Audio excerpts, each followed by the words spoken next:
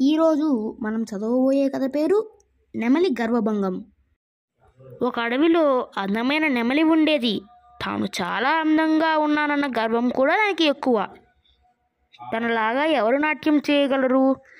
దాంతో మిగతా పక్షులన్నింటినీ తక్కువ చేసి మాట్లాడేది, లోపాలు వెతికేది, వెక్కిరించేది.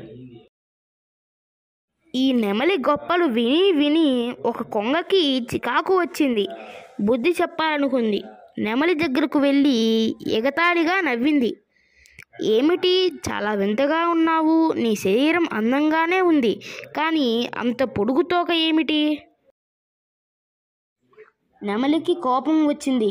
ధైర్యం తెచ్చుకుంది. నువ్వెంతే నన్ను వెక్కిరిస్తున్నావు? నాలాగా నువ్వు రంగురంగుల ఈకలతో నృత్యం చేయగలవా అని అడిగింది నెమలి.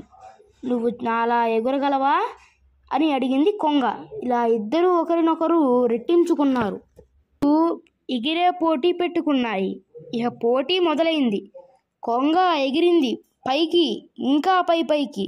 నెమలి కూడా ఎగిరింది. కానీ కొంత ఎత్తు ఎగిరాక ఇక ఎగురలేక కింద పడి కాళ్ళు విరగ్గొట్టుకుంది. ఇప్పటికైనా తెలుసుకో, ఎవరి గొప్ప వాళ్ళదే, ఎవరు అందరికన్నా గొప్ప కాదు అంది కొంగ.